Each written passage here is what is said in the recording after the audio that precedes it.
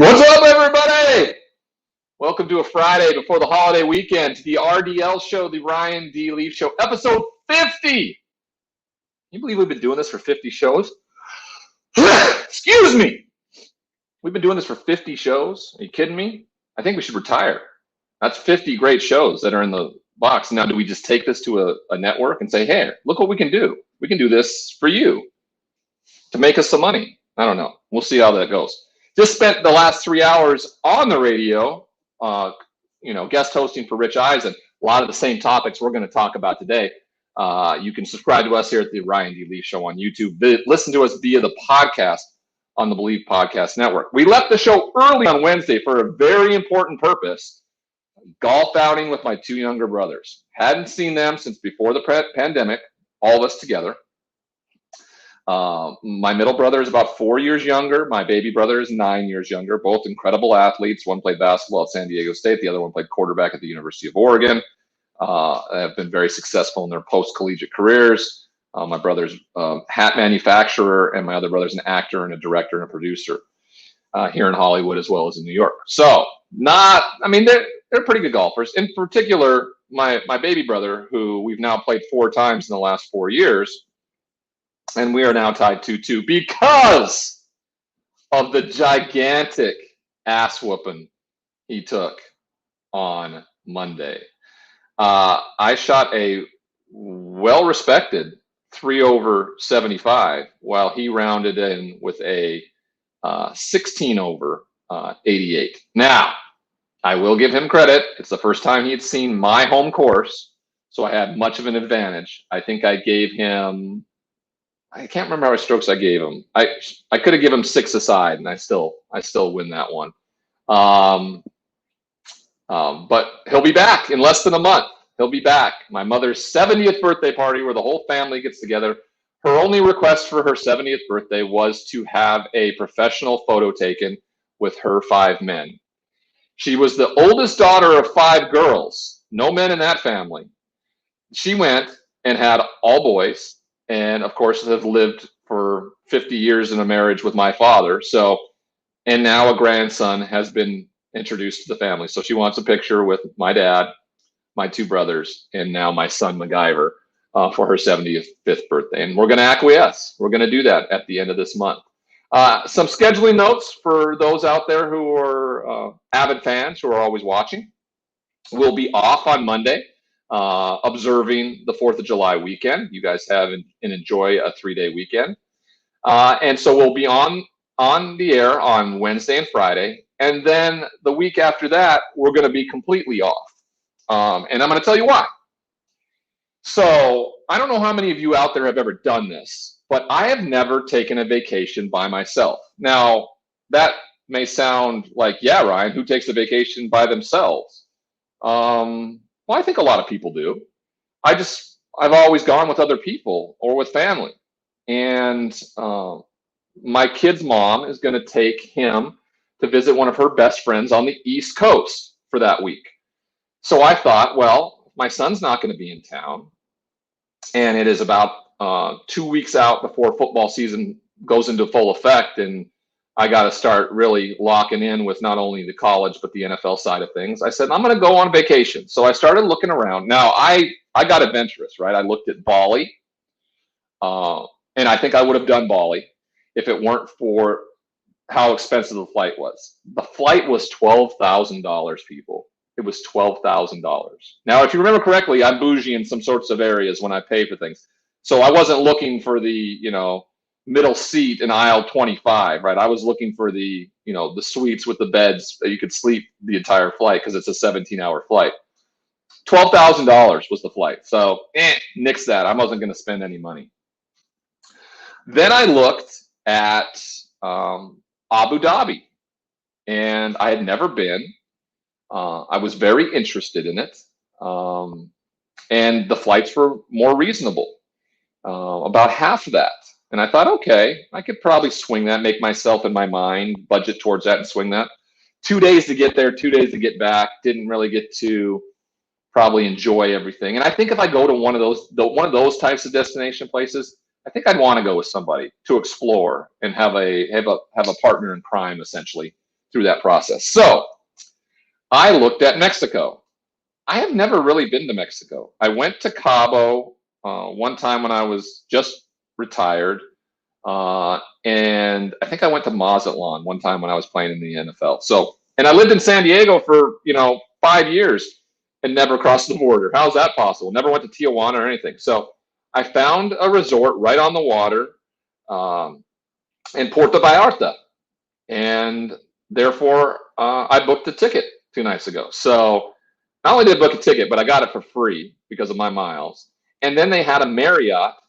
That was the resort there, and I have just an abundance of points with the Marriott Bonvoy part of it, so I got the hotel for free. So right now, we're looking at $0 for this trip for 8 nights, trip to Puerto Vallarta. First class seat, LAX to Puerto Vallarta, nonstop. Love that. And I'm going to do it by myself. I'm going to go, and I'm going to shut my phone off. Now, for the last 18 months, I have been inundated with direct messages on Twitter as well as Instagram for people who have reached out for help or have just been looking for some sort of support. And I've tried to get back to everybody as fast as I could, but I've been extremely overwhelmed because I can tell you right now, there's probably anywhere from 1,500 to 2,000 messages there. So I figured if I take at least 1 hour or 2 hours every day, maybe when I'm sitting down under an umbrella at the beach, drinking a athletic brew, let's say, I can knock out those messages and I won't feel like I'm letting somebody down, that somebody's out there struggling who needs somebody to talk to is actually there. Because I promised people when they reached out to me that I would respond. And then when people did, it was a landslide. It was overwhelming, like 1,500 to 2,000 messages, and you just can't get to them all in a timely manner when you're trying to be the best dad and person you can be at home too. So I'm going to try to do that. Then I'm putting my phone away, right? I'm going to read the book. I'm going to swim in the ocean. I'm going to eat Mexican food. I'm just going to enjoy myself and do it and be okay with being alone too. Like I've always felt like I needed somebody there. Now, don't get me wrong. I've traveled a ton for business in which you have to do it alone all the time. So I've stayed in hotels alone, but this will be the first time that I'm actually going on vacation by myself. So I'm going to be gone, I think around July 10th through the 18th. And we'll see how well I stick to it. We'll see how well I stick to the putting the phone away. Not necessarily checking in on the sporting world because I know I'm going to be inundated with it over the next 10 months of my life, in particular the football season. So just a little sneak peek into my life there, a little bit, a little adventure I'm going on, doing something unique for me for the first time. Again, you can follow us on the RDL Show on Twitter or Instagram at the RDL Show. Again, you can subscribe to this show, the RDL Show, Ryan D. Leaf Show on YouTube. And if you want to, if you miss us live, you can listen via podcast on the Believe Podcast Networks. I'm also going to be in Canton at the end of the month and beginning of next month for the enshrinement of a couple colleagues of mine and peers of mine, Peyton Manning and Charles Woodson. They were a part of my Heisman Trophy class. I competed against them not only in college, but again in the NFL. Incredible honor for me to be in Canton for the first time in my life to witness those guys being enshrined and going into the Hall of Fame, as well as doing some work with the Behavioral Health Center of the Hall of Fame as well. Help our former players with and current players with former players who have gone through something similar as one of their ambassadors. Looking forward to that. So that's what my month looks like right now. Let's welcome in my cohort here, Sky Guasco. What are you gonna do? What are you gonna do with the whole week off, bud? You gonna fly down to Puerto Vallarta and join me? But that would kind of be going on vacation by myself, wouldn't it? Yeah. That would kind of that would ruin the open there. As much as I appreciate the invite, some other time. I was just thinking while you were talking about that, I've done a lot of traveling as well. I was a musician in my previous life for a decade, traveling the country, but I was always with the band, which was super fun and awesome. And every once in a while on tour, we would have a day where we'd have like 2 or 3 days off and travels, no shows, whatever. and we would purposely find a larger area where all of us could just go our separate ways for an hour or two, and just an hour or two somewhere, a hike, a walk, a sit in a park, anything. And just that minute of quiet, clarity, your own time, putting away your phone, just did wonders for my heart rate and my mental health in general. So I'm really happy for you and proud of you that you're doing that, because it really is just nice to reset yourself, especially the calm before the storm, man. Right? I mean, football never stops really in this country, but especially for people like yourself, it's just getting going almost, right? And once you come back, it's going to hit the ground running. So I'm excited for you to do that. And I had a question. Okay. You've been around quite a bit. You traveled in and out of the country quite a bit. If price wasn't an issue, you didn't have to worry and contemplate $12,000 plane tickets. Where is one place in the world, anywhere, money is not a factor, where's one place in the world you haven't been that you would like to visit, and why? Where I haven't been, I feel like Abu Dhabi is the place now. I feel like I haven't been there. I think it's always going to be costly to go there. It seems to be one of the richest cities in the world, especially with what they have. They have indoor golf courses, indoor water parks, and just the tallest building in the world. I think it's a hotel. Mm-hmm. It's showcased on the Mission Impossible movie as Tom Cruise hung outside it for an entire scene. Bali was a destination place. I went there about 2 years ago. Really enjoyed that. Southeast Asia, I think I would like to go to Vietnam and Laos, simply because I think it's a beautiful place, but I also would kind of like to trace the footsteps of my father, who walked in those same places, but for entirely different reasons. Right. He did 2 tours in Vietnam when he was in his early 20s and late teens. So because it was funny, it was my baby brother's 21st birthday, and we were celebrating in Vegas, and we were all kind of just telling our 21st birthday stories. My 21st birthday I was in Pullman. Summer school had started. Pretty much everybody was gone. I walked up the hill to the local bar on campus and went in and bought a beer because I was 21 now. That's what I did. That was my 21st birthday. It wasn't a big hoopla. I can't remember what my middle brother Jeffrey said he did, but my baby brother, after he just played Oklahoma and Adrian Peterson in the Holiday Bowl and played really well, we drove to Vegas for his 21st birthday. Had a bunch of his buddies from college. Dad came along. Everybody. We were telling those stories at his 21st birthday, and everybody was kind of telling their 21st birthday story. And then Dad kind of leans in and he wrecks the whole show. He just drops the mic. He just goes, "Well, I think if I recall correctly, I was in a foxhole in Saigon for my 21st birthday." Oh man! And that'll put some things in perspective pretty quick for everybody out there. My dad is a gem, that's for sure. We'll have to get him on the show someday. He's the reason why the RDL show exists. So it's amazing you're getting the whole family together, man. Happy birthday to Ma and the brothers and McG as well. So it's going to be a party. That's awesome. Yeah, it's going to be a party. We're going to destroy the brothers at golf again. Though my middle brother, who is the least competent golfer, holed it out from 75 yards for a birdie. Ooh. We didn't see it go in. We all came on top of the green. It was up on a hill, and we were looking around, and I'm like, I don't know where your ball is, Jeff. He finally went over and looked in the hole. Sure enough, there it was. So, oh man, nice. We had a good day. Guess what today is, Sky? Today is July 1st. It's a lot of things, but I'm not 100% sure. Today is July 3rd or July 2nd. July 2nd, correct. Yes. Tomorrow is July 3rd. Mm-hmm. That is the day that I started this nutritional change over a year ago with Sunfair. Sunfair came into my life on July 3rd last year. I was 298 pounds. It brought personalized, delivered, healthy meals to my doorstep.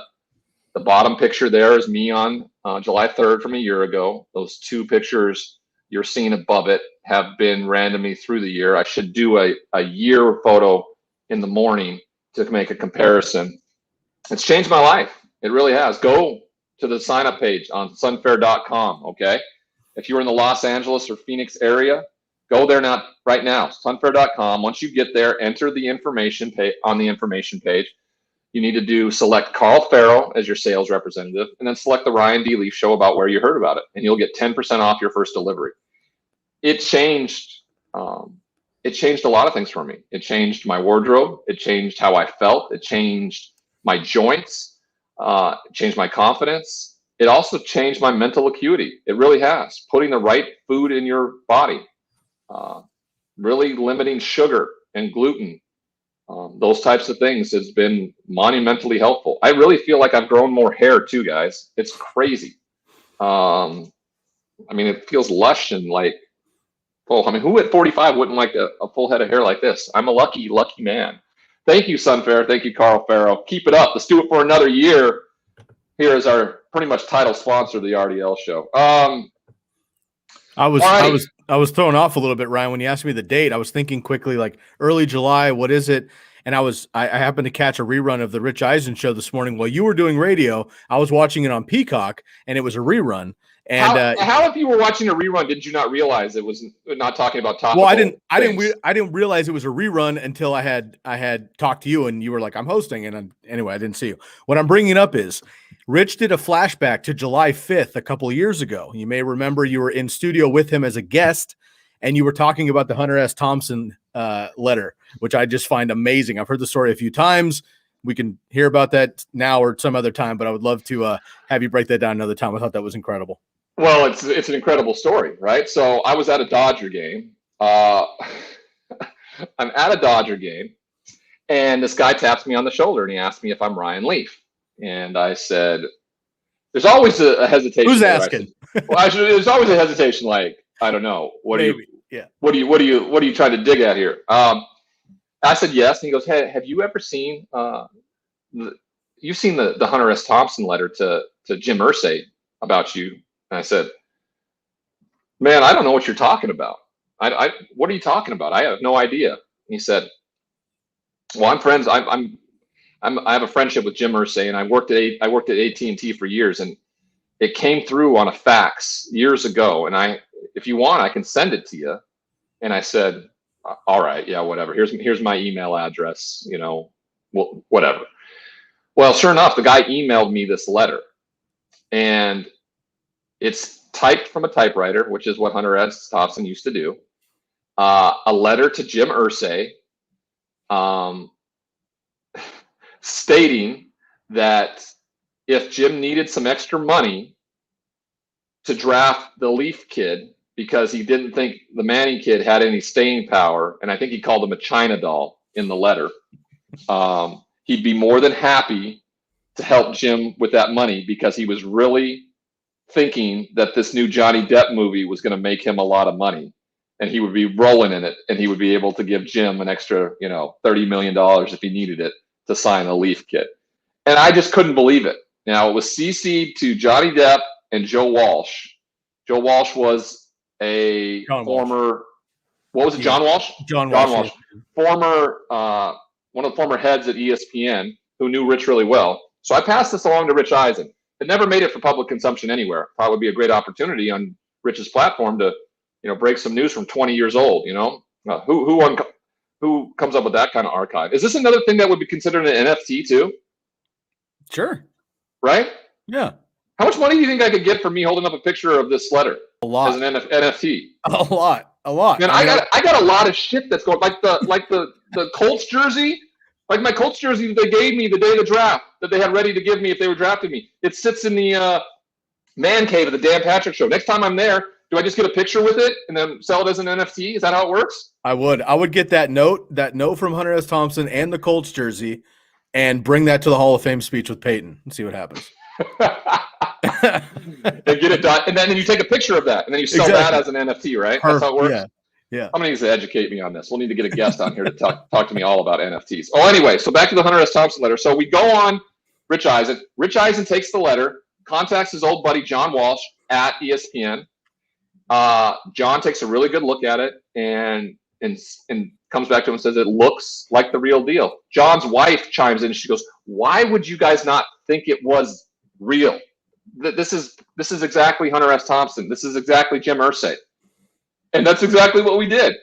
And we broke it on the Rich Eisen show. We talked about it.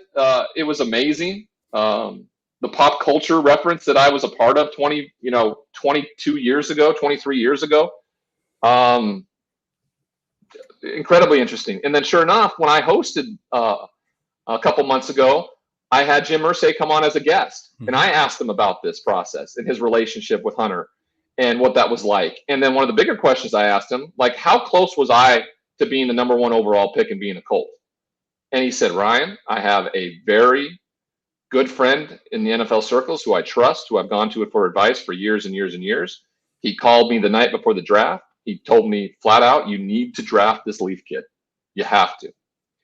And for whatever reason, he went against a longtime friend's advice, followed with Bill Polian, and sure enough, Peyton was drafted first overall and had a Hall of Fame career there. So he looks very good. But Jim and I, from personal experience, we have a lot of similarities, and I think we saw each other in each other, I think, and felt like that would probably be a pretty good fit. So there's your Hunter S. Thompson story. Incredible. That Rich re-showed going back a couple years. Damn, half the show's about over. NBA playoffs, right? That's the big story. The Suns advanced. I thought the Clippers were going to find a way. You thought the Suns would get it done. Chris Paul showed up, 41 points. He gets to the NBA Finals for the first time. The first time the Phoenix Suns have done that since 1993. They're looking for their first NBA title ever. They looked dominant in Los Angeles against that Clippers team on Wednesday night. Yeah, Devin Booker has 22 as well. Paul George played all right, but just 21 again. No Kawhi Leonard per usual. Ryan, I asked you, before the show came on, if either of the Eastern teams can beat the Suns in the series, and I just don't think so. Trae Young's not 100%. Giannis isn't 100%. Both these teams are going back and forth. You're probably right. If the Hawks can show up one more time, it'll go to a game 7. So the Suns get essentially a week off to get healthy and get well, and that's huge. Obviously, at any postseason. So huge advantages all over the board for the Suns.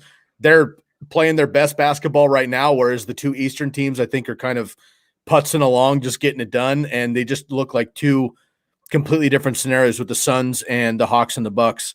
And man, the Suns could make this a quick one in the finals, I think. Well, I'm not so fast there, my friend. Without Giannis last night, the Milwaukee Bucks and Coach Bud, they figured out something else. They went big. Brook Lopez had a career-high 33 points on 14 of 18 shooting. He spent the majority of his career in Milwaukee because of Giannis, turning it into a stretch 5. Very similar to what Kevin Love became and what Chris Bosh became in offenses with LeBron James. And he took a lot more three-pointers. He was around the bucket last night. This team found a way to get it done inside against a much smaller Atlanta Hawks team. This may have been the best thing that could have happened to them. If they are without Giannis for another game and maybe a possible 1 or 2 in the finals, Coach Bud may have found another way to go attack. And if he gets Giannis back, that may become a series if they have to play the Phoenix Suns.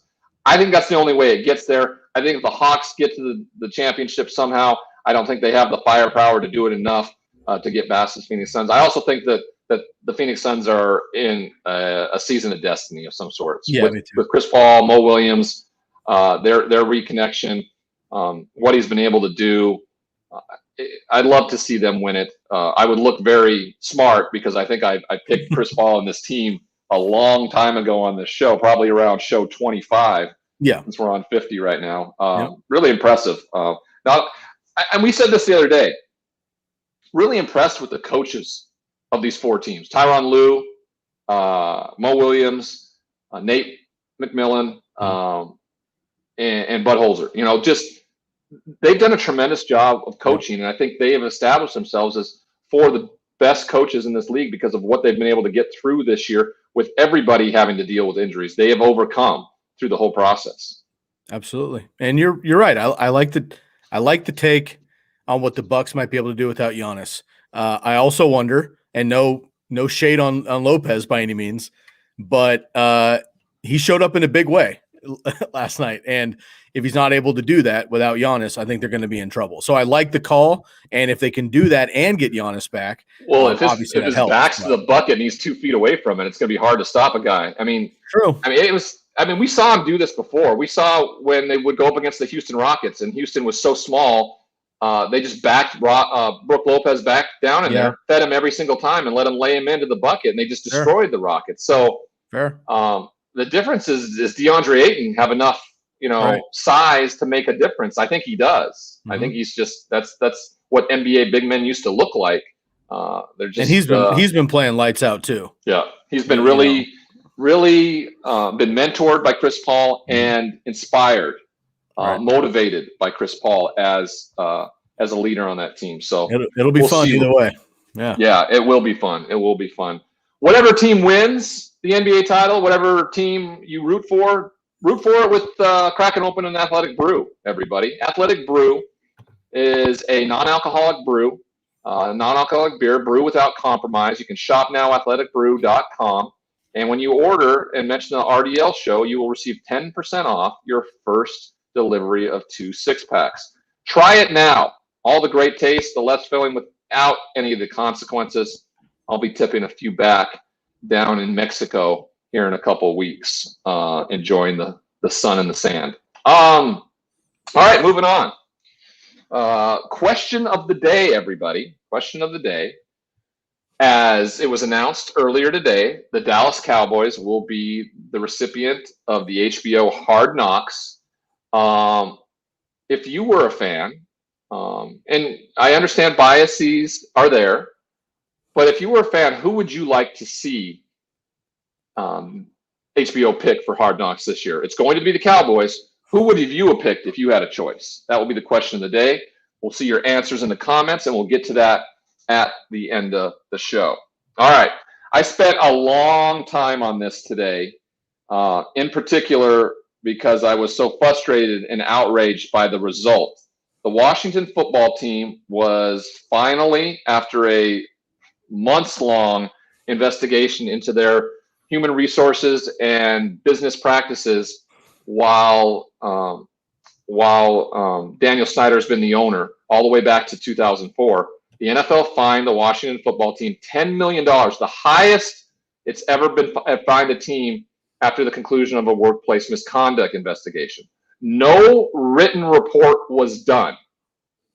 I don't understand this. This was said to be done because it was trying to protect the anonymity of some of the victims that chose to talk. While there were others, 150 women in particular, that were interviewed that wanted it to be written, wanted it to be transparent, so that somebody could be held accountable. Now, for me, this feels like a slap on the wrist. Daniel Snyder is going to step away. They announced that Tanya Snyder, his wife, was going to become co-CEO and president of the organization. He's going to step away from the day-to-day a little bit and still be a huge part of the new naming rights as well as a new stadium. I think that's a good thing. People have to remember, as always, Roger Goodell works for the owners. That's who he works for. He just renegotiated a contract extension with them for about $45 million a year, as well as a private jet the rest of his life. If he does well for the owners clearly do well for him. He doesn't necessarily have to care about the current players, the former players, the employees. If billionaire owners, which there are 32 of them, want to run amok and do what they want, there really isn't an authority other than the criminal justice system. But as we found out recently with the Robert Kraft scenario, who was getting a little bit of a rub and tug down in Florida and got busted in the sting operation, that also can go away when it comes to the criminal part of it if you were a billionaire. So the only right choice here to hold somebody accountable in this process is to make them sell the team. And at no point did we feel like that was going to happen. I think some of the victims were looking for accountability, yes, as well as maybe a Donald Sterling event where he was forced to sell the team. That's the only thing that's really going to affect these guys. $10 million is like losing loose change in his private jet. Exactly. That's what the equivalency of it is. I understand it's the largest ever. But what you're doing, Roger Goodell, is continuing to protect. We watched it happen in Portland. They did an independent investigation. They wouldn't disclose it as it was proprietary, they said, around the Chauncey Billups hiring, around his sexual assault charges back in 1997. It seems to me that the continuation of fear and judgment clouds the views of the powerful, continues to do so. They don't understand that transparency is a powerful tool. People feel clarity. People feel there's a healing that takes place when it happens. The NFL, who has tried to show everybody that we are more transparent, they went and hired Lisa Friel right after the Ray Rice situation to be more transparent in terms of its investigations. I have never heard of an investigation, Sky, where there was not written report done at the end of it. What's the point? Yep. Mm-hmm. You sat in a room with Roger Goodell. I've said this many times on the show, and I continue to say it. The NFL doesn't care. They're there to make billions of dollars with a game that's extremely violent. That's what they do. They're a money printing machine for 32 billionaire owners. So they're going to continue to protect that and do that. And we shouldn't get it twisted. We can't expect the NFL and Roger Goodell to do the next right thing. No. He's going to do the next right thing for those owners. That's what he's going to do it for. You know, would you bite the hand that fed you when they give you $45 million a year in a private plane? I don't think I could. I would feel like my values and my integrity and character are different now. But I swear to God, if I don't know, Spotify came up to you and I, Sky, today and said, "Hey, Ryan, we'll take your podcast, the RDL show, and we'll give you and Sky $45 million in a private plane for the rest of your life. But you cannot ever go against the NFL, or you can't go against power. You can't speak truth to power at any point during your podcast." I'd like to think that I would say no, but I don't think I would.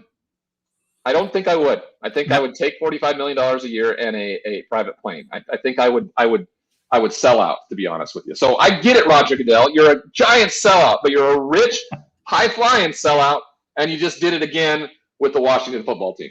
All right.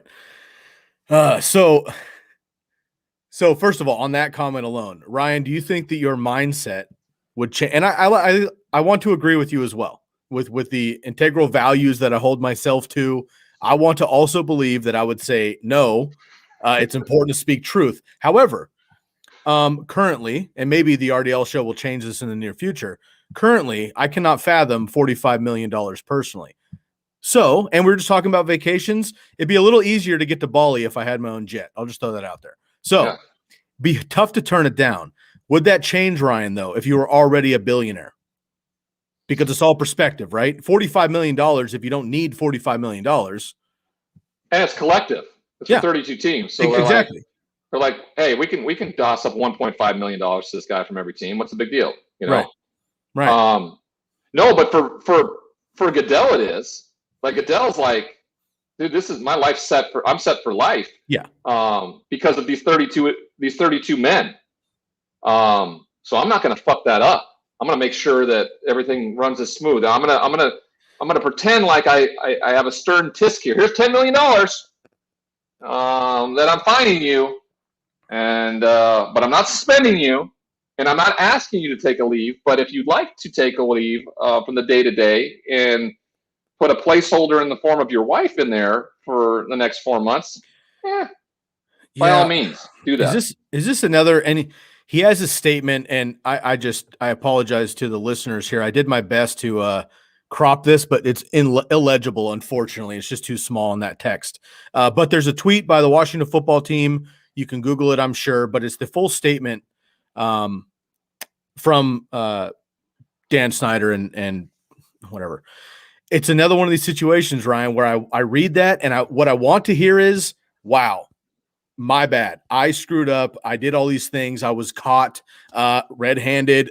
Oops. I'm taking a responsibility for this. I'm stepping down at that sort of cost. I'm, supporting the victims and people who have been, wronged and cast aside due to my misjudgment and misconducts.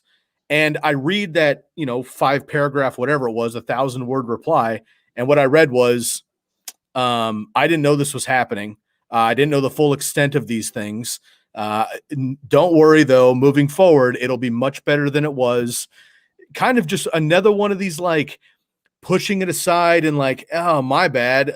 It'll be better moving forward, though. Let's not really dwell on this. Let's focus on the future. We got a lot of great things coming up versus owning it, and I'm getting so tired of this shit.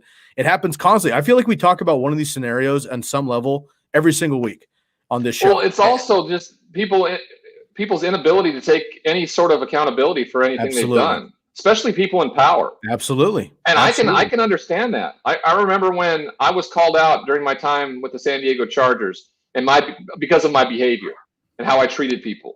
And I just felt I was more important than everybody else. I was a millionaire, I was a famous football player, and I had all this power and this prestige that made me better than you. NFL owners who are billionaires believe they are better than everybody else. They wouldn't treat people with such disdain if they didn't.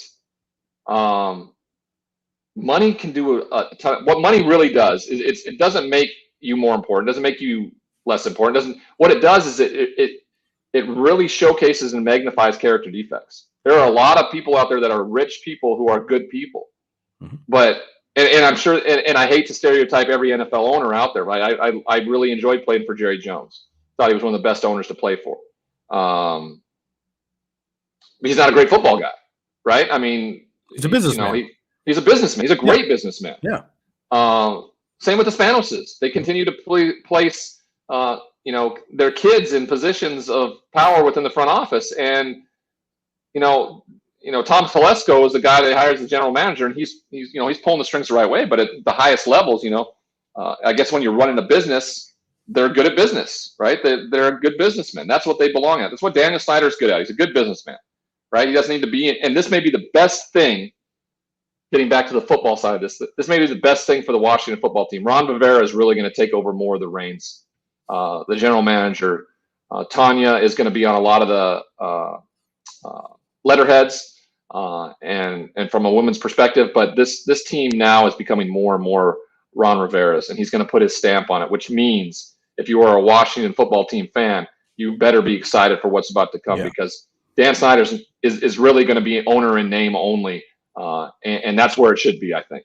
I think this is long overdue too. I mean, as far as Dan Snyder and just what he's represented for a long time with the team name and his neglect to even have those conversations for decades, frankly. And Ron Rivera, just what they went through last year with himself battling cancer and Alex Smith and COVID things with Washington football team. And now this year, Ron Rivera, I think, is one of the better options or just better people to handle this right now. And professionals in the business. He's obviously been around forever, back to the 85 Bears. And so I think the Washington football team as a team will be fine.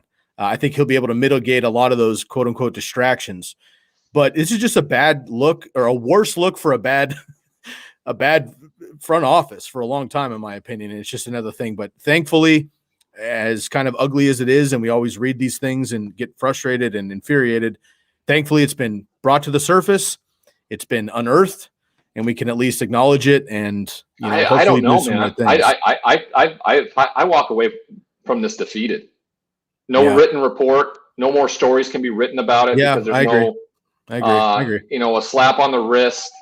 The feelings and actions of these people not validated for the victims because of the lack of transparency.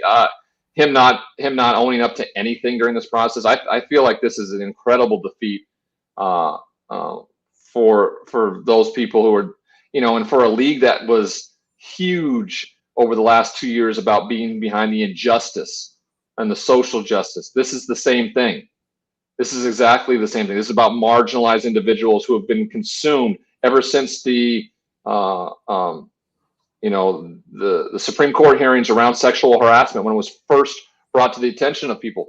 They don't believe the women.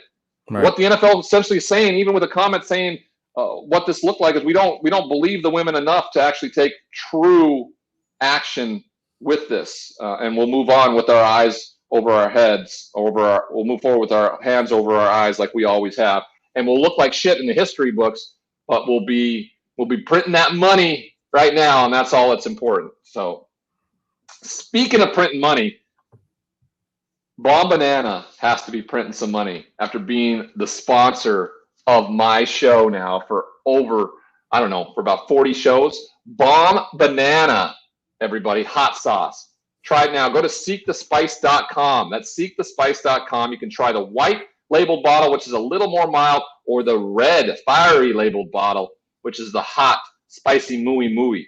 It's banana based rather than banana flavored. Again, seekthespice.com, all one word, and today you can receive 10% off your first order by using the promo code LEAF. That's LEAF, like on a tree, at checkout. Try it now, Bomb Banana. It's the new go-to.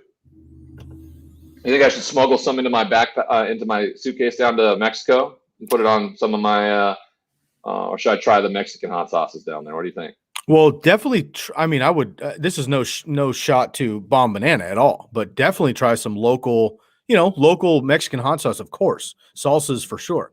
But yeah, if you got room, maybe like in a shoe and a sock. I mean, I don't want to tell you how to break the rules, but is it breaking the rules? I don't think it's breaking the rules. I don't know. I think an unopened sauce is fine. I think honestly, you can put. Now you want to wrap it. I wonder with all my past drug problems, whether I'm more apt to be searched at the border than somebody else. I wonder if my name goes ding, flags up and oh, check this guy. He might be smug. I assume coming back to the U.S., not necessarily going to Mexico. I assume they would be like, he was just in Mexico for a week by himself.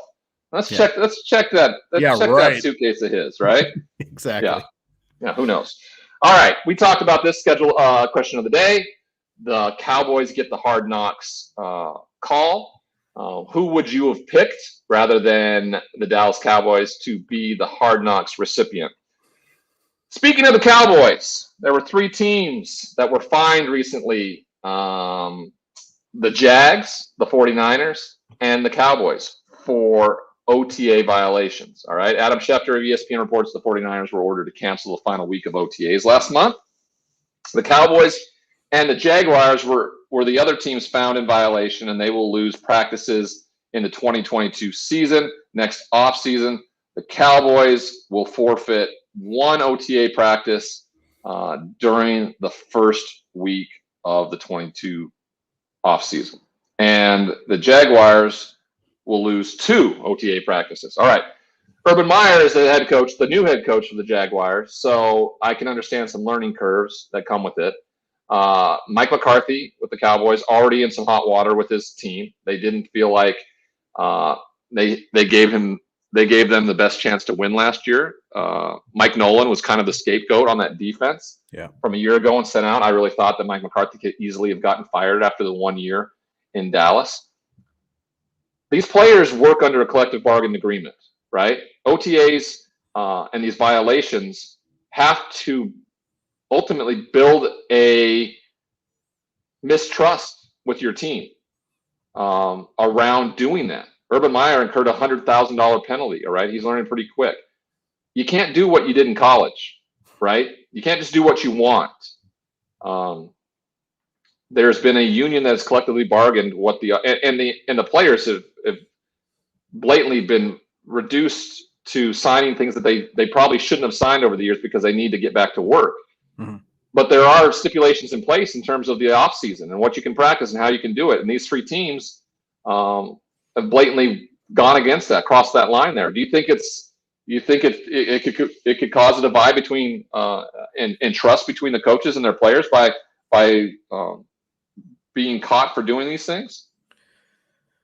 In Dallas, yes, because I think it's already shaky water.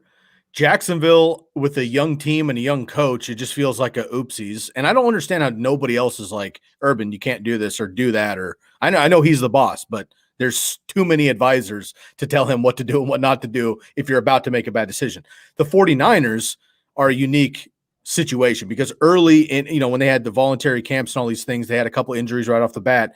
And Kyle Shanahan came out early and was like, we're just going to shut it down a couple early because we've had we'll eat it and take the fines and whatever. But we were decimated all last year. Their entire defense was hurt. The quarterback was hurt, wide receivers, all the running backs, their team was hurt. So now we got some bad juju again.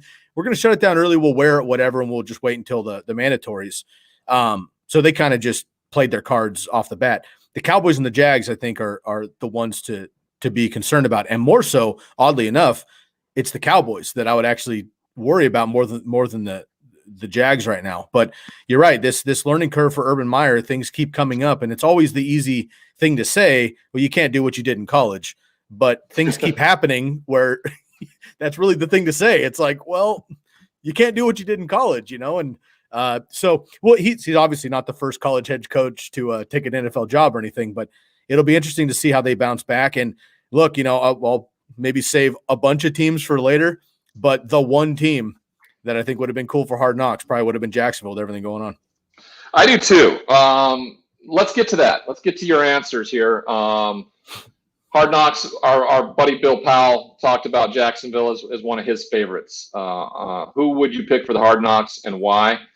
Bill Powell chose. I would have thought Jacksonville would be fun to see the inside workings of Meyer, Tebow, Lawrence, totally all agree that with stuff. Bill. So why? Unfortunately, a first-year coach has the ability to veto that. Right. But they also have the ability to say yes to it, too, if they want. I agree. I felt like this would have been more interesting. HBO has really sanitized it from where it first started out, I feel like. And it's not necessarily the same we saw. Last year, during COVID, of course, it was going to be even more sanitized. The Cowboys, Jerry knows and understands branding. He's not going to let anything untoward get out with HBO. They are absolutely in control of what goes out over the air with their content and their rights. The Dallas Cowboys will become the first NFL team to be featured for the third time on Hard Knocks in this show's 20th anniversary. It was announced Friday. HBO and NFL Films, that's the NFL Films part that owns all the content, announced Friday that the 5-episode season will debut on August 10th at 10 p.m. Eastern on HBO. It will be based out of Santa Barbara is where the Dallas Cowboys go. They'll be going back there once again this year to do their training camp. It's a wonderful, wonderful place. When I was with the Dallas Cowboys, we did training camp, I think in Wichita Falls, which was extremely hot and uncomfortable. And fuck you, Jerry Jones, for doing it then at that time. All right. Who else we got here? Let's just look at some of the response today. Rob Berger, our buddy, he thought it was pretty funny that I would get caught smuggling hot sauce. How about that headline, Ryan? With your history and everything going on, it comes out Ryan Leaf caught smuggling ... bomb banana. How about the press for bomb banana on that one though? You could really throw them a bone, huh? What do you think? Oh god, like their ratings by smuggling hot sauce across the border. People be like, it's that damn good that Ryan Leaf had to smuggle it in from worth it. And I'd be like, I actually brought it with me from the States, and I just didn't finish all the hot sauce there. I was bringing it back, but they wouldn't let me bring it in, and it became such a huge issue. Bomb banana hot sauce. All of a sudden, they release an IPO next year. I want stock, though. Moss brother, I want stock in that. That's fair. Yeah. I would say too. There's a couple other teams. I think the Titans would be interesting this year, bringing Julio over, but like they're that team in the AFC that. The Bills, I think, would be another one. Like they're right there, but they're not the Chiefs. You know what I mean? Well, the Bills are. We've heard nothing from the Bills this I know, offseason, and I like it. I kind of like it. They're. I think Mitch Trubisky going there as the backup quarterback behind Josh Allen, learning from Brian Dable. It just sneaky good move. Sneaky good move. Mm-hmm. Yeah, I always want the Steelers. I'm a Steelers fan, so I just want the Steelers all the time to get all the publicity and everything like that. And I also need to know what the hell they're going to do at the offensive line position because I have no idea. How about the Packers this year with Aaron Rodgers not showing up? How crazy would that be? That would be must be TV, right? Must see TV on that deal. Right. Now what you would get is if he's not there, which as of right now he's not, you would get the Jordan Love experience right in your face. Now, right now it's kind of been a secret. It's like he has a great day at practice and then he has a terrible day at practice and like he's not ready, but he's our guy, blah, blah, blah. If it was on Hard Knocks, I mean, it's just like you get, it's come as you are. Well, I think once camp starts, once camp starts, you're going to have Hard Knocks essentially every single day for the Green Bay Packers. We had Cynthia Freeland on the Rich Eisen show today, and I asked her about this. I asked her about the variable and how it changes, and especially in her data analysis. And she says she was recently in Duluth, Minnesota. She didn't realize how close to the Wisconsin border it was and how many, Packers fans were there. And she was really surprised because I asked her the question whether or not when does Aaron Rodgers become the villain in the story? Mm. When does he, what does it take them losing the first few games? What does that look like? And she said, I was astonished, Ryan, to see all the Packers fans point to me and go, we're done. We're moving on. We know he's not coming back. We're moving on. We loved his time there. We're ready. We're ready for the Jordan Love era. We believe in the Packers organization and what they've done in the past and how they transitioned from quarterback to quarterback. And away we go. They truly believe he's not coming back there. And there wasn't a lot of disdain for Aaron Rodgers. They thanked him for his time and said, well, now we're ready to move on. And I said, am I more invested in the Aaron Rodgers saga than the actual Packers fans? Wow, that makes me feel like I've wasted about 2 months of my time right now. Well, not just you, man. I mean, it's everybody's media. It's been insane. That's really interesting to hear because, being in that local fan base, again, you hear when the local people are talking, not the 2 or 3 beat reporters, no disrespect to them, but the people in the community pushing it out to the rest of the country. It's more like you just get and Green Bay is such a small, tight-knit, like kind of wholesome community. Like the city owns the team. It's a very unique situation in Green Bay. So you get a very personal relationship with these players and with the fan bases and everything else. So that's a unique perspective. And I'm glad Cynthia brought that in because I would think you're right. On the outside looking in, I would think it would be the other way. But that's really interesting to be up there and hear that perspective. All righty. There you go, everybody. There is the show for Friday, July 2nd. We are going to take Monday off, like I said, for observing the 4th of July. I want everybody out there to have an amazing 4th of July weekend. Be safe. Take care of your families. Enjoy fireworks. Be careful with fireworks. Yes, be careful. Very careful with fireworks. We hate to see an abundance of fires all over the place, especially in the home states of mine, as well as skies up there in Oregon as well. All right. Number 50 in the books, everybody. We thank you for being a part of the first 50. I cannot believe it's been 50. But here we are. What a wonderful day it's been. I love getting to do what I get to do. Love having cohorts like Sky to be a part of it. You guys enjoy your weekend. We'll see you next Wednesday when we talk all things NBA. We'll know a finals matchup will be set then. Have a wonderful weekend. Goodbye from the RDL Show.